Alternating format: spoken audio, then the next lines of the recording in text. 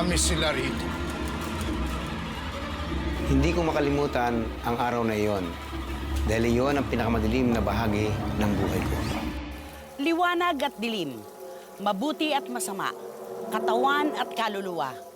Nahahati sa dalawa ang mga puwersang nagbabanggaan sa ating daigdig mula pa noong una. Nababalot ng misteryo ang labang ito sa pagitan ng kasamaan at kabutihan, ng pisikal at espiritual. At ang hindi natin maunawaan, ang siyang nagpapatindig sa ating mga balahibo, nagpapakabog sa ating panaginip, nagbibigay sa atin ng takot. Magandang gabi po sa inyong lahat, mga kapatid. Ako po si Christy Fermin at ito ang inyong Real Confessions. Sa gabi pong ito ay samahan niyo akong balikan ang isang nakapanghihilakbot na kwento. Ang pagtatapat ng pintor na si Stanislao Islao Evangelista sa kwentong pinamagatang Sanib ng Mambabarang. Okay naman pare, lamang kami ng 5. Oo nga. 5? Oo. Tara, tambay muna tayo. Nakikita niyo ba yung nakita? Oh, ayos yan. Si Islaw.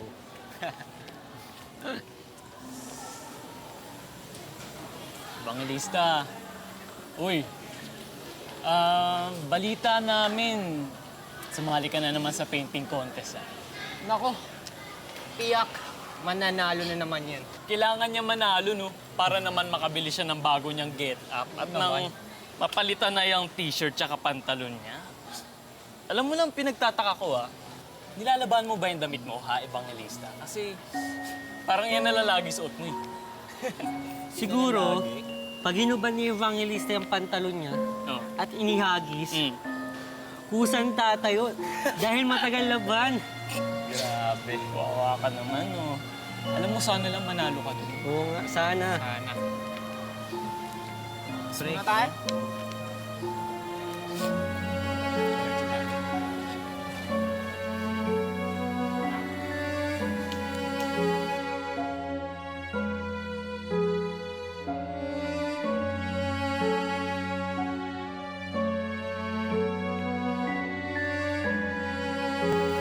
Oh, inay, andito pala kayo. Nako! Nako, kani-kanina pa. Ay, nako, isang linggo pa dapat ako nandito, kaya lang marami akong trabaho, anak. Teka, inaalagaan mo ba yung kapatid mo? Nay, hindi na po yan kailangan binabantayan pa. Mabait po yan si Islaw. Ba't ang dami pong pasalubong? Pagod na pagod po kayo. Pahinga po muna kayo. Ay, hindi naman, konti lang. Hindi na po bahala dyan. Anay, siya nga po pala. Nako, siguradong matutuwa ang tatay mo dito. Siya nga po pala. Kamusta na po si tatay? Anak, ang tataas nitong grado mo. Alam mo, ibabalita ko sa kanya na tama ang desisyon namin na ang kunin mo fine arts. Kahit na mahal. Naman running for cum laude ka, di ba? Ano ba yun? Assignment mo ba sa school mo yun? Bala ko pong isali ulit sa contest.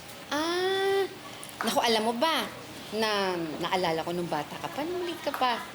Ang dami mong nauubos na lapis, papel, sa kakadrawing mo. Alam mo ba yon? Ito nga po pala. Teka. Ano naman to? Premyo ko po yan na napanalunan sa painting contest. Anak, sa'yo na to.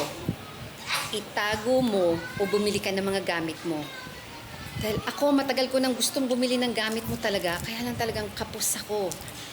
Alam mo naman gastos ko sa pag-aaral din ng mga kapatid mo. Nay, wala pong kaso yun. Pagbutihan mong mag-aral. Pero huwag mong pababayaan ang sarili mo. Tingnan mo yung namumutla ka na. Huwag po kayo mag-alala, Nay. Sinusunod ko naman po yung bilin niyo. Basta, o sige. Naku, asan na yung dadalhin ko? Teka, titingnan ko muna yung aking mga dala-dala. Ipunta muna ako. Sige po.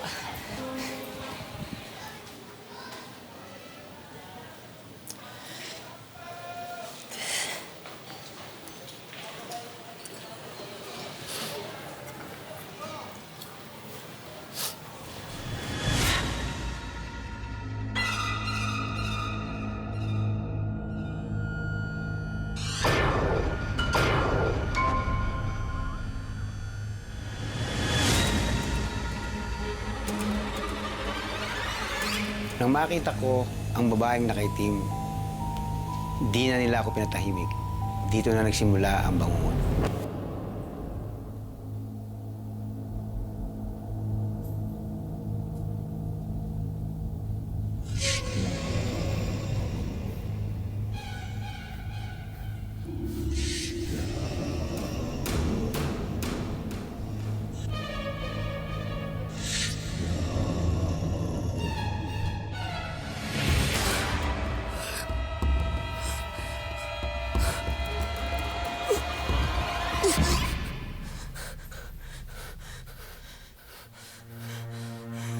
Hindi ko maintindihan.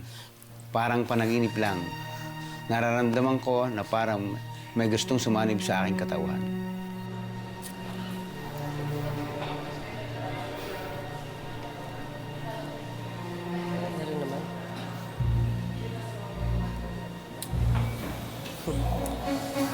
Wow!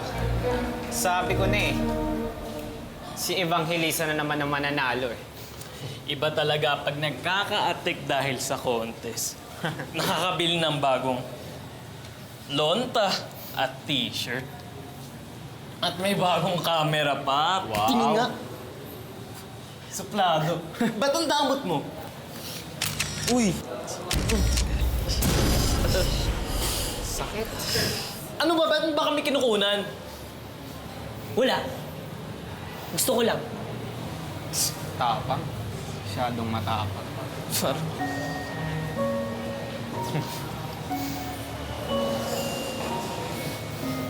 Nakakasampare. Simula noon, napansin ng mga kaeskwela ko na nag-iba na ang galaw ko. May kamera ako noon, panay ang kuha ko kung ano-ano lang. Parang hindi ako mapakali. Kahit sa bahay, nag-iba na rin ako. Kahit mga taong nasa paligid, natatakot sa akin. Unti-unti na rin akong napapasok ng mga demonyo.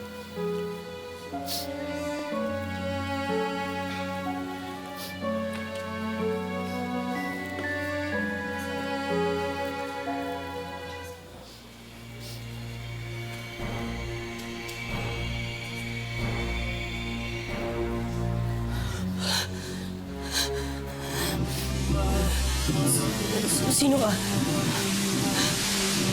Anong kailangan mo sa akin?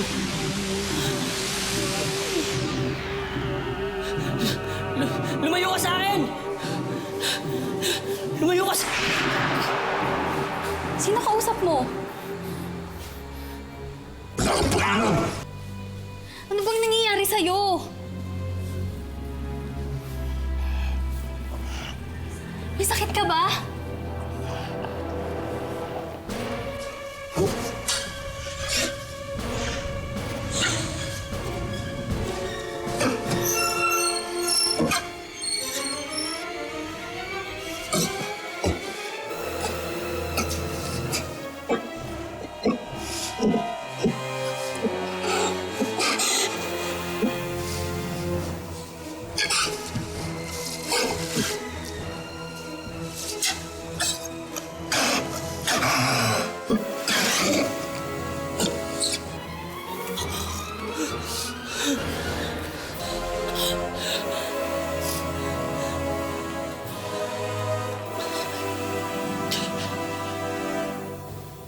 Maski ako, hindi ko rin humaintindihan.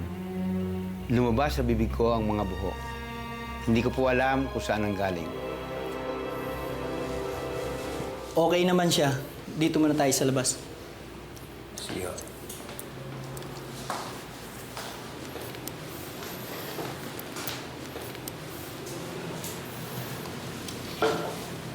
May nervous breakdown ho siya. Dok, walang history ang pamilya ko ng ganyan. Hindi ho naman namamana yung ganyang kondisyon. Maring stress lang siya sa eskwela, kaya hindi niya nakayanan. Dok, sa palagay niyo, ano yung dapat natin gawin? Bibigyan ko siya ng medication. Tiyakin niyo lang na mapapainom niyo siya ng tama. Eh, yung buhok ko.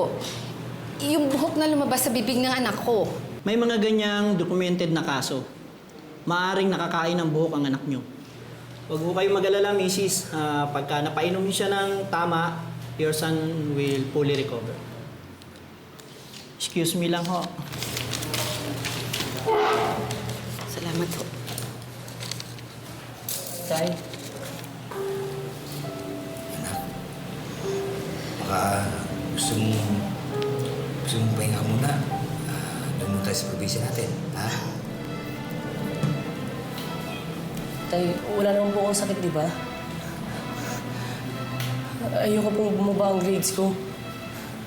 Gusto ko po, kumalaw din ako pag graduate para makabawi naman po ako sa inyo. Anak, kung gusto mo, dito muna ako sa Manila para maalagaan kita. Hindi na, Hunay. Alam kong marami rin po kayong inaasikaso sa probinsya. Hindi naman po ako papabayaan ni Tito eh.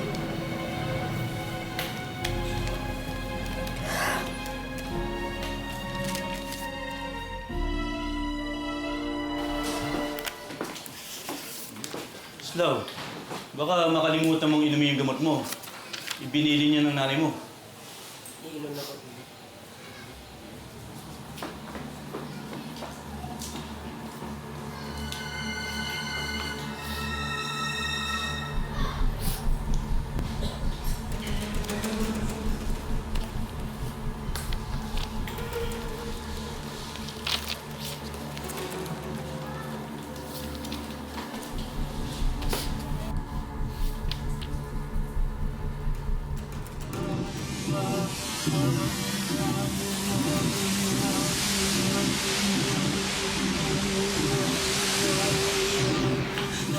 Islaw, bakit?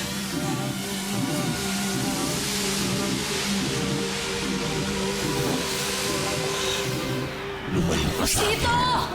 Tita! Tulungan niyo po ako! Si Islaw! Tita! Slav!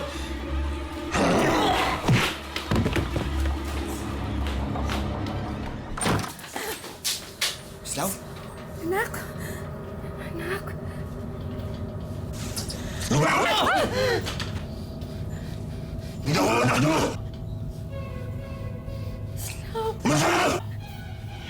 Anak! Anak, si nanay to. Islaw, si nanay. Slav!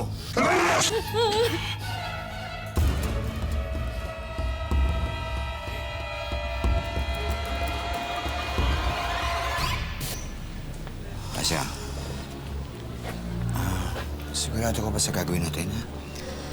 Eh, hindi ba dinala na natin sa doktor yung anak natin? Lalong lumala. Alam ko, pero wala namang mawawala kung sa doktor pa rin natin siya dalhin. Eh, wala rin namang mawawala kung susubukan natin ito eh. Lalapitan ko lahat, gumaling lang ang anak ko.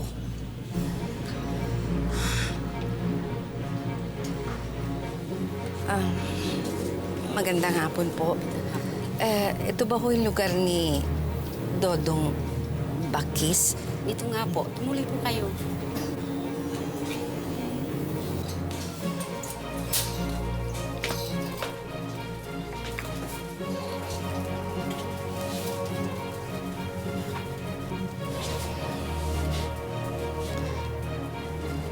Kayo ba ho si Dodong Bakis?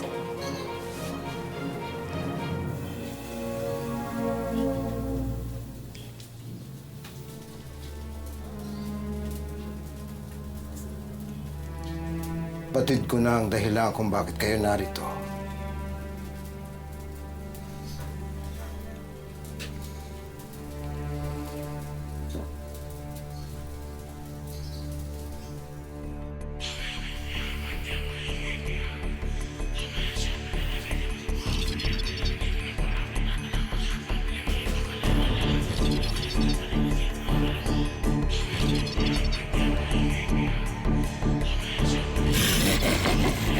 Pakulo niyo ako dito!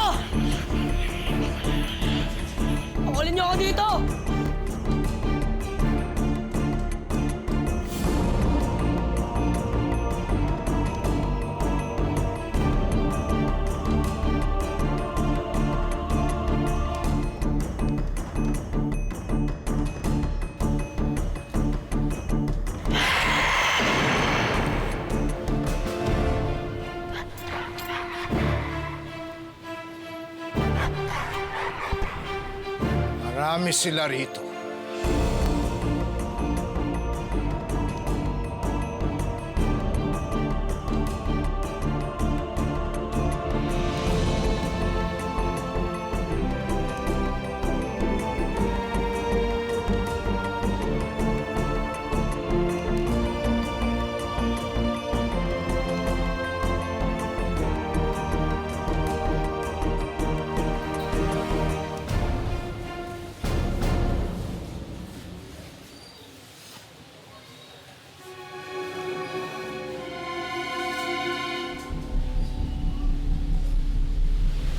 Marami sila rito.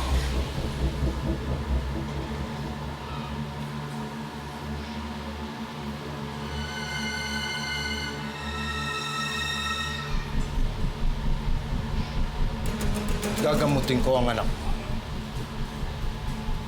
Pero kinakailangan, ipangako niyo sa akin, pagtapos ng lahat ng ito, hindi kayo gaganti. Gaganti. Sino pong may gawa nito? Binabarang ang anak ninyo. Binabarang at ang may gawa nito ay labis-labis ang hinanakit sa inyo. Maaring lalaki o babae na nasaktan.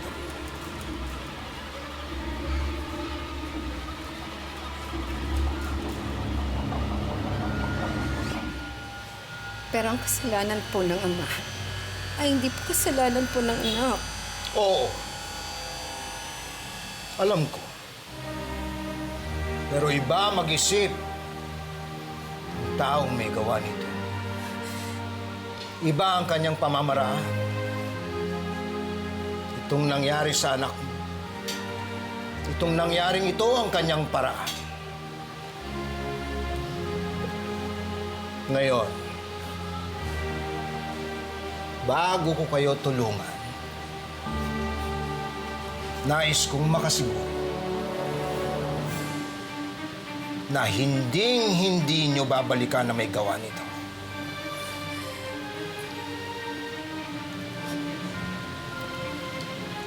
Pinangangako ko po, hindi kami gaganti. Pagalingin niyo lang po ang anak ko. Nagmamakaawa po ako.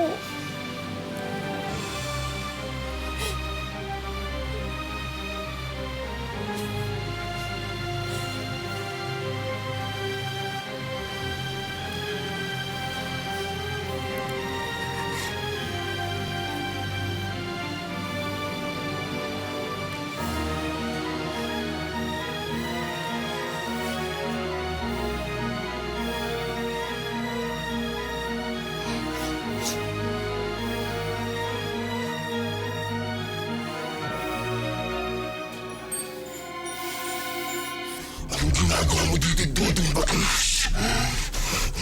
Kilala kita! Umalis na dito, ibanatong mo sa akin ng katawan na to.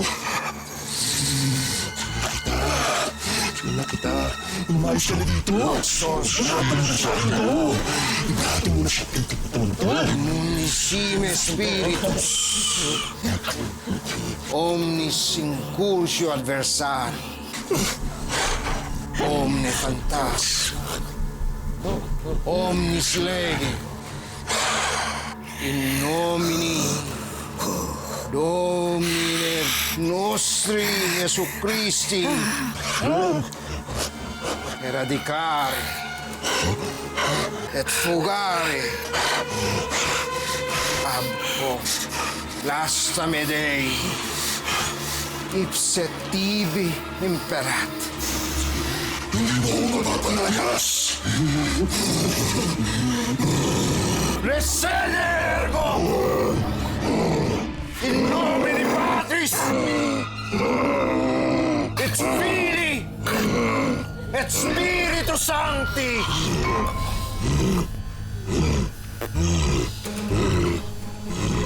Da locum Spiritui Sancti.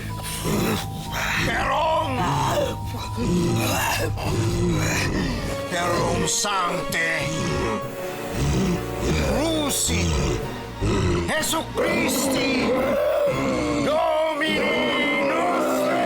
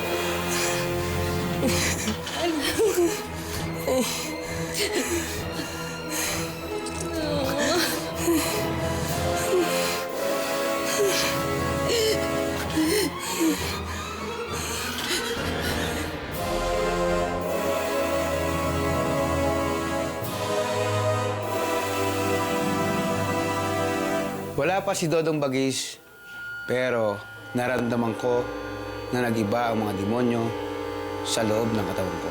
Hindi sila mapakali. Narinig ko na pinagbubulungan na nila ang pagdating ng mga gamot. Maraming salamat po. Huwag muna kayo magpasalamat. Kasi po, kayo hong dahilan kung bakit po nakatayo at nakakain muli ang anak ko. Hindi pa tapos ang laban. Nagsisimula pa nga lamang ito.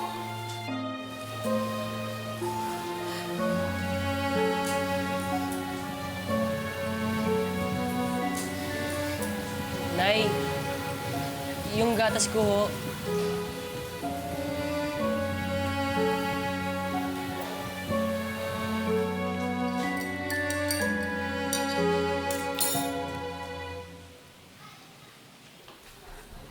Anak, ito na yung gatas mo. Anak, ito na yung gatas mo, oh. Demonyo ka! Ha? Demonyo ka! Lumayo ka sa akin! Ah! Demonyo ka! Lumayo ka sa akin! Demonyo! Demonyo ka! Lumayo ka sa akin! Demonyo ka! Demonyo ka! Lumayo ka na! Bitaw mo! Lumayo ka sa akin! Demonyo ka! Demonyo! Demonyo ka! Lumayo ka sa akin! Demonyo! Demonyo! Huwag mo ako bakit! Demonyo! Sa langit ka, sambahin ang ngalan mo. Sundin ang loob mo dito sa lupa at ganoon din sa langit. Bigyan kami ng aming kakanin sa araw-araw at patawarin kami sa aming mga sala para ng pagpapatawad namin sa mga nagkakasala sa iyo. Huwag kaming ipahinto sa puso at iadya kami sa iyo. Ama namin sumasalangit ka, sambahin ang ngalan mo. Sundin ang loob mo dito sa lupa para ng sa iyo. Bigyan kami ng aming kakanin sa araw-araw at patawarin kami sa aming mga sala para ng pagpapatawad namin sa mga nagkakasala sa amin. Huwag kaming ipahintulot sa tukso at iadya kami sa lahat. Inay! Tulungan niyo po ako! Namin. Si Islam po! Tulungan niyo po ako! Nay! Anak! Islam! Tulungan niyo po anak ko! Tulungan niyo po! Islam!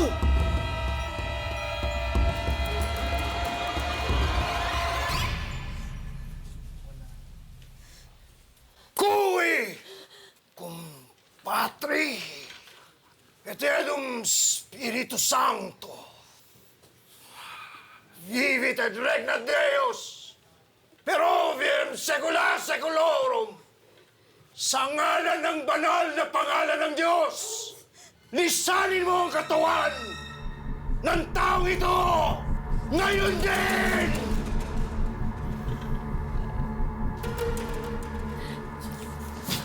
Islam! Islam! Islam! Islam! Islam! Islam! Ano nangyari dito? Islam! Anak! Espiritu Santo! Tulungan mo anak ko!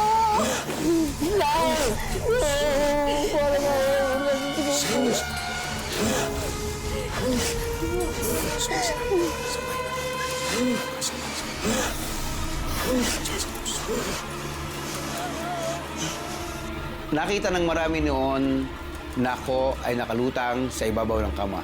Pag naalala ko iyon, hanggang ngayon ako ay kinikilabutan. Bakit ho sa amin pa nangyayari to? Bakit sa anak ko pa? Mrs., sa mundo nating ito, marami ang nangyayari ng walang anumang dahilan. Mapaglaro ang diablo. Gagawa siya ng masama sa kahit na sino man. Pati sa mga mabubuti sa atin. Eh bakit ho sa anak ko pa nga? Sapagkat ganun kung maglaro ang demonyo. Pilit niyang gagawa ng kasamaan. Ang lahat. Maging sino ka pa man. Pati na ang pinakamabuti sa atin.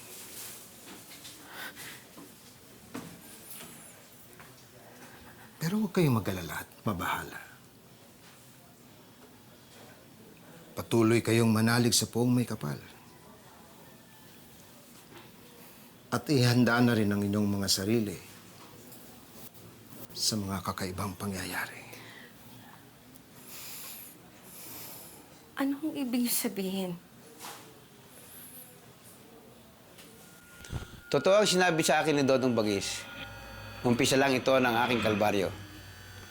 Maraming mangyayari na kahit sa bangungot na hindi ko kalaing ito ay magkakatotoo.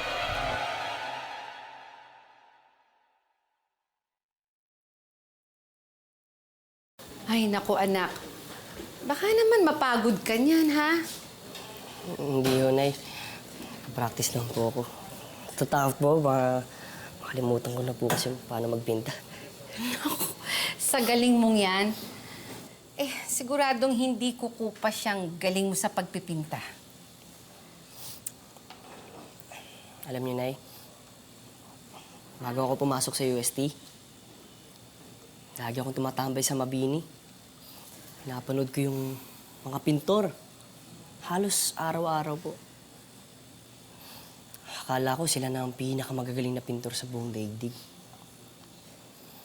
Kaya pag-uwi ko, nagdo-drawing ako. Ginagaya ko sila.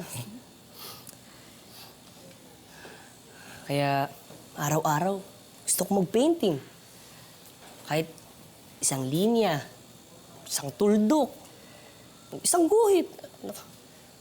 Pero, alam niyo po, kahit hindi ako maging kasing galing nila Luna, nila Amorsolo, gusto ko pong trabaho, related pa rin po sa pagpipinta. Anak, lahat ng gusto mo, suportado namin ang tatay mo. Nay, gusto ko na pong bumalik sa eskwela. Kaya nga anak, magpagaling ka.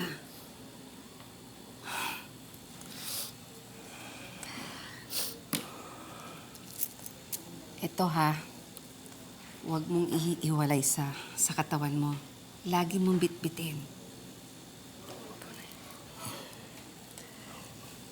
Nay, pwede niyo po ba akong samahan sa pagbanyo? Halika na, samahan kita. Itong anak ko talaga. Pasensya na po. Dahan-dahan.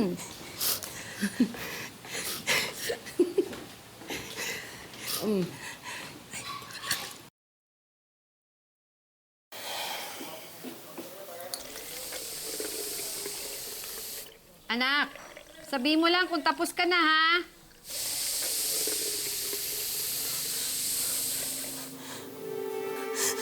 Nay! Nay! Nay! Tulungan niyo ako, Nay! Nay, ang hihingi ko! Nay! Nay! Anak, bakit? Nay!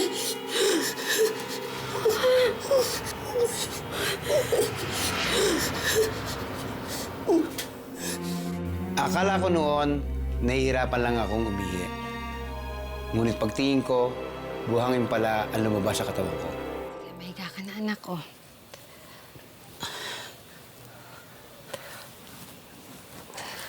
Pag kailangan mo lang ako nasa kabilang kwarto kami ni tatay, ha? Opo, Nay. Tulog na. Nay, sa tingin niyo ba pag bumalik ako sa eskwela, magiging cum laude pa rin ba ako? Anak, hindi na importante yun kung cum laude ka. Ang importante sa amin, kumaling ka. Oo nga po, Nay. Pero hanggang ngayon parang may tumutusok pa rin po sa katawan ko. Mga karayom. Libo-libong karayom, Nay.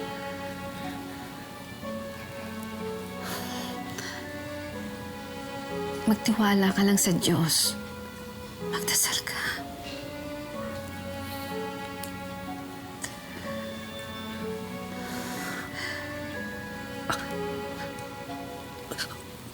Anak, bakit? Anak?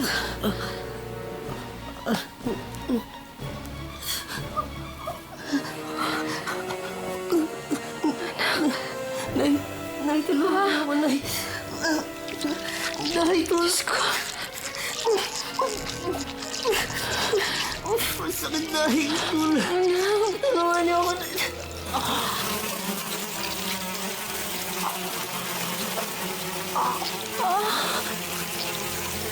Islaw.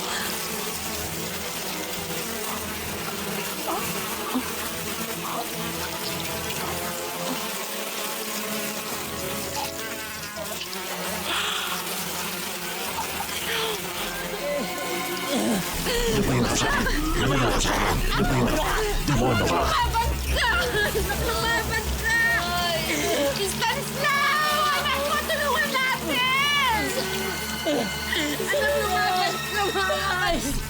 Lumayo ka sa akin! Lumayo mo! Lumayo mo! Lumayo mo! Lumayo mo! Lumayo mo! Anak! Tulungan mo! Natin! Lumaba ka! Hindi! Hindi na kailangan si Todong dito! Kailangan mo ang sarili mong lakas! Manali ka sa Diyos! Panginoon ko! Lumaban ka na! Slaw! Kailangan mo na, nilabon na rin kami! Slaw! Lumaban ka!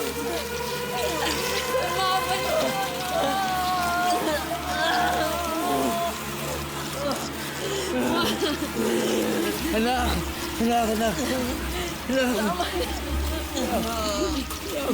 Tama mo yan! Paano mo yan? Paano mo yan?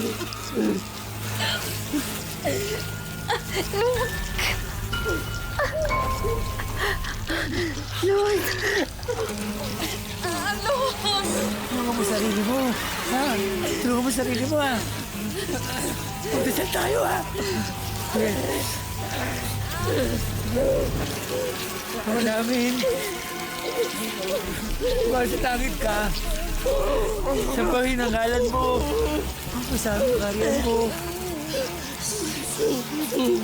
Sundin ang loob mo. Dito sa lupa.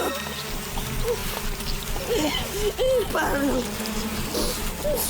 Sa langit. Sige na.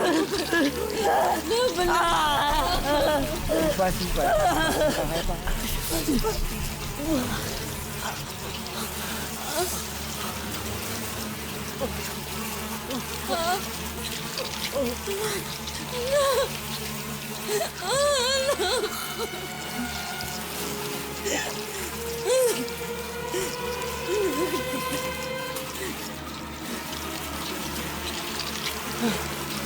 Huwag mo pa yung sa tukso. Ngayon, kung kami mamamatay. Amen. Laban. Ha? Salamat po. Salamat.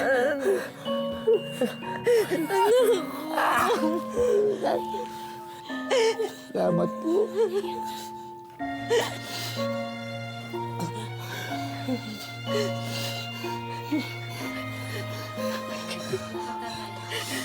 Anak?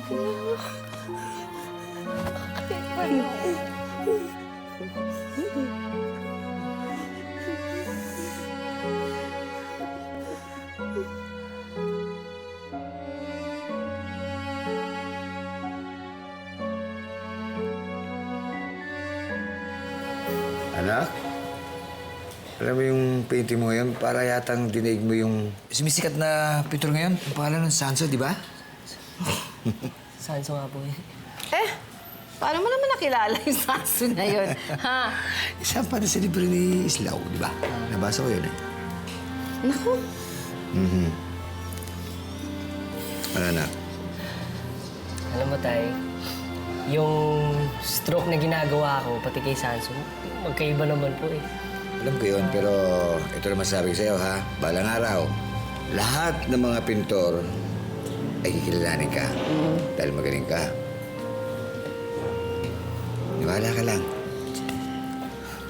Nako, halika na nga. Samahan mo ko sa kusina. Halika na. Halika na, kumain na tayo. Ikaw. Sige nga, susunod na po.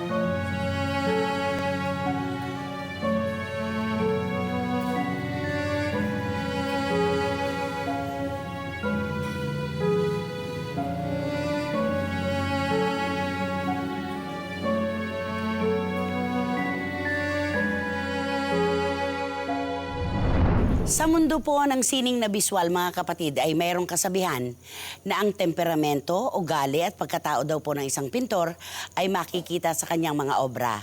Dahil ang kanyang obra ay produkto ng kanyang imahinasyon.